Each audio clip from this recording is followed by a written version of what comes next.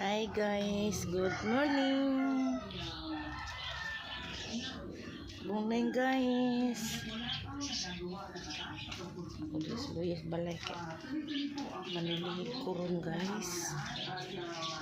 Manilihig ko. Manilihig ko kain. Kalibot na mo guys. Maglaog pagi ko ron sa manok.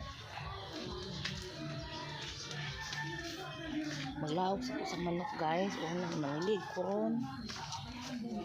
Kinakatuog mong ko balik yun niya kay wala ka o mga bata alas 5 guys. Yan nagtuog ko balik karon pa ko nagmata karon kaong ko dali maglaw pa ko sa manok.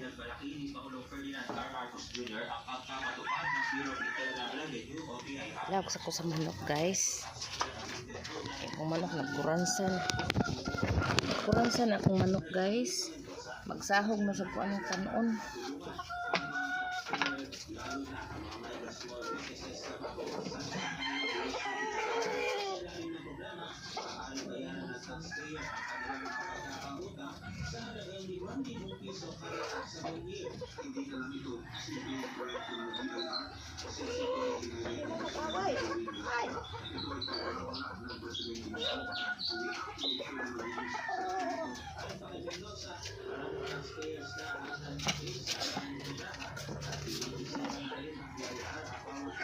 Itong silpon magsahog na sa kuan ni guys sa kanon. Magbutang na sa kuan ni ka na kaniligin nga nagkagipit ng ta guys kaya napay klarong kuan na ni nga makapalit ng halaw guys. Yan akong butang og kanon kaya gini pagka nihit atong lawog.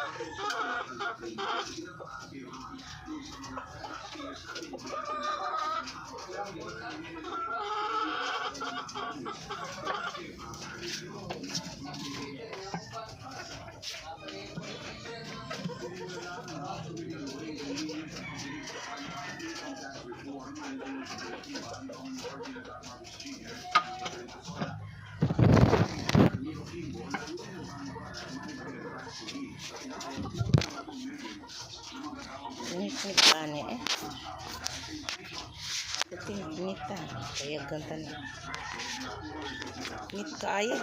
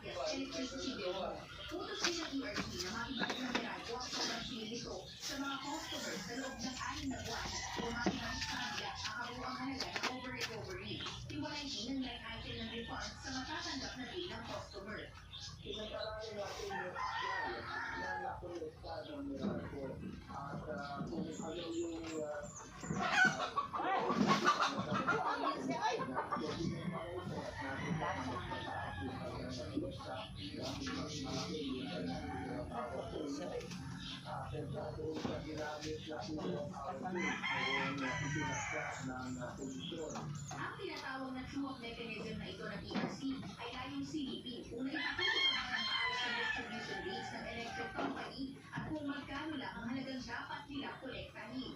Sa isang pahayag, sinabi ng Merado na tutupad sila sa direktiba ng ERC na magsagawa ng refund sa loob ng 6 na buwan. Sabi din ng kumpanya, ang refund ay para sa sobrang silip na bukas ng actual rated average value o awat at ng pinatupang distribution tariff sa mga naturang panahon. Ang refund ay nakikita sa electricity bill bilang hiwalay na line item na may label na awat sa oras na magsimula ang pag-uwalay ng sobrang silip. Kaya anila, mas mataas ang awat ng taripo kaysa sa aprobadong taripa noong mga panahong iyon dahil mas malaki ang konsumo ng mga residential customers kumpara sa ibang customer classes. Nilaging dahilan para tumaas ang awat. Mismo sinalihan nila ang nangayong dalawang application nila para sa pag-uwalay ng sobrang silip at hindi para magdagdag ng panibagong koleksyon. Ito ay bilang pagsulunay sa inutos ng ERC. Ay yung pagtitinigay na piraso ng kanyang reportorial na para malaman natin kung paano na ito nalilipang at kung talagang nalilipang yung kabuuan ng mga financial billion. Sa darating na Biyernes naman, nakatak na ipagpatuloy na sa Committee Energy ang pagpilit tungkol sa pagtatanggal ng system loss na sinasalo ng customers sa natatanggap na bill buwan-buwan.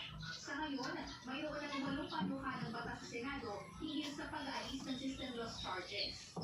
Sinang Natividad, para sa bayan.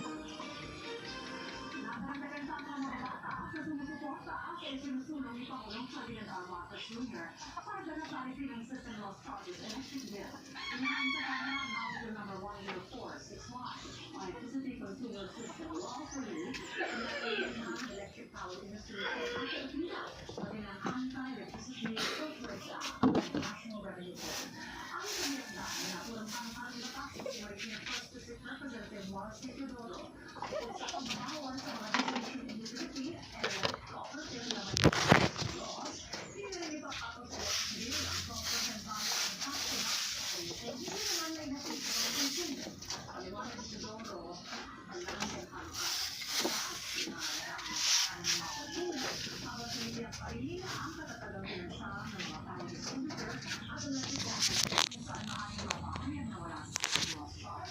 Bye-bye na lang guys for watching. Love you.